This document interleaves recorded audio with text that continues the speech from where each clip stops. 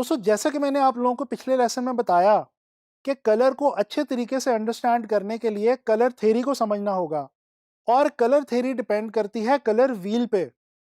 तो आए colour wheel के बारे में जानने की कोशिश करते हैं।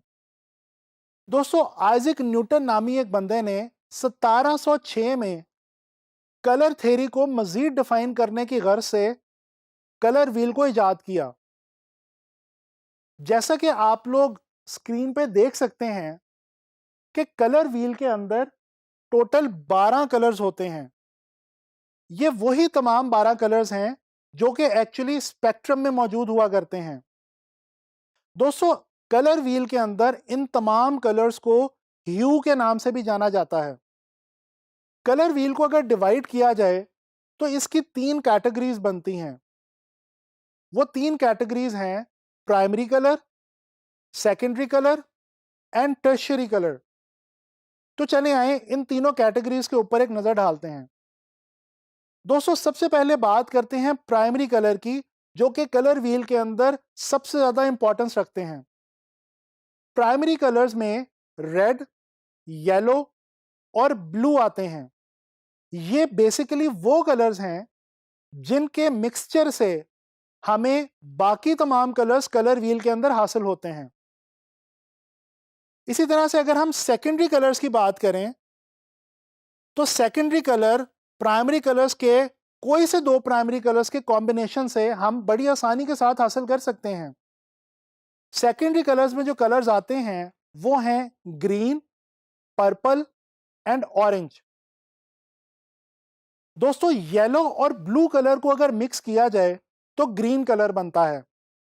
इसी तरह से ब्लू और रेड को मिक्स किया जाए तो पर्पल कलर बनता है और रेड को येलो के साथ मिक्स किया जाए तो ऑरेंज कलर बनता है।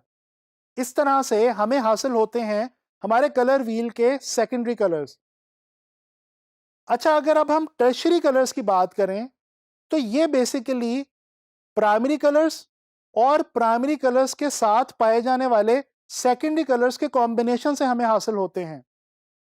यानी कि जब कोई भी प्राइमरी कलर अपने साथ मौजूद सेकेंडरी कलर के साथ मिक्स किया जाता है तो फिर हमें टर्शियरी कलर जो है वो मिलता है। मिसाल के तौर पे येलो को अगर ऑरेंज के साथ मिक्स किया जाए तो येलो ऑरेंज बनता है। येलो को ग्रीन के साथ मिक्स किया जाए तो येलो ग्रीन बनता है।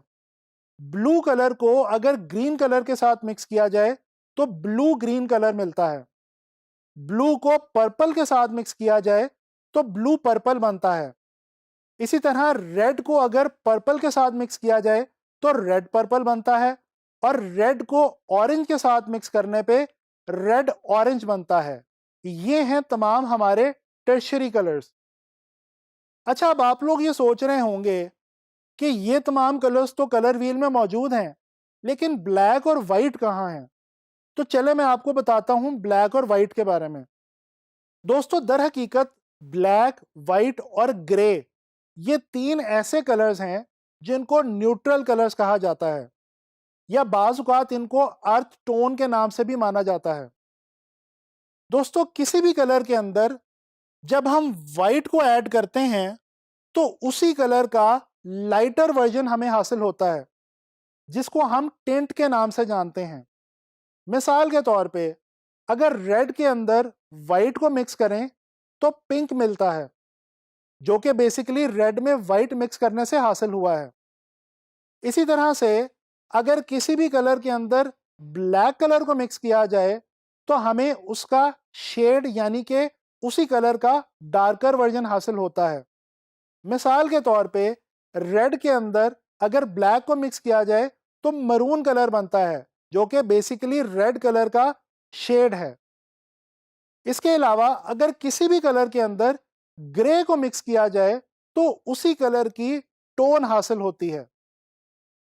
तो दोस्तों ये तो आपने देखा कलर व्हील के बारे में।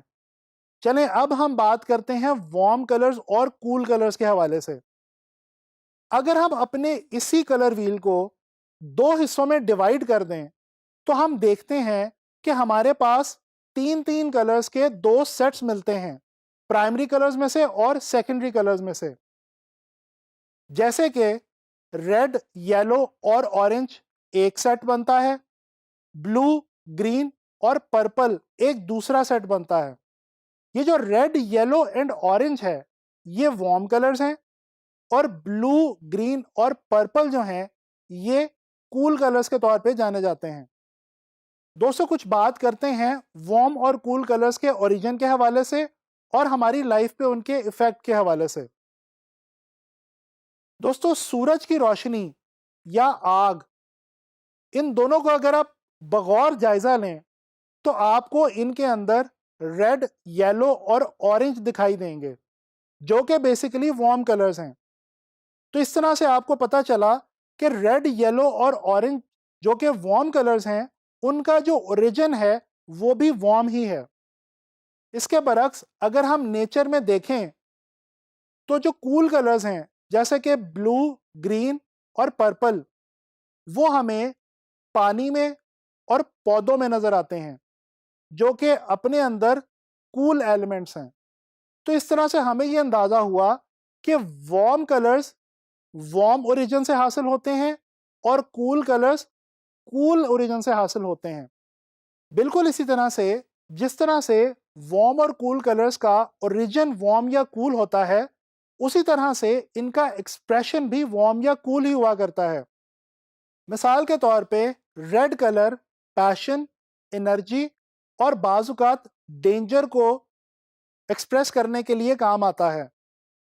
इसके बरक्स जो ब्लू कलर है वो रिलैक्सेशन और कामनेस को शो करता है। तो लिहाजा रेड जो कि एक वार्म कलर है, उसका एक्सप्रेशन भी वार्म है, और ब्लू जो कि कूल कलर है, उसका एक्सप्रेशन भी कूल है। दोस्तों, इस लेसन में आपने जाना कलर व्हील के हवाले से और वार्म एंड कूल कलर्स के हवाले से। आने वाले लेसन में हम बात करेंगे कि ये जो वार्म एंड कूल कलर्स हैं, ये हमारी ज़िंदगी पे, हमारे मूड पे क्या असर रखते हैं, और डिज़ाइन में, ख़ास तौर पे ग्राफिक डिज़ाइन में इनका क्या रोल है।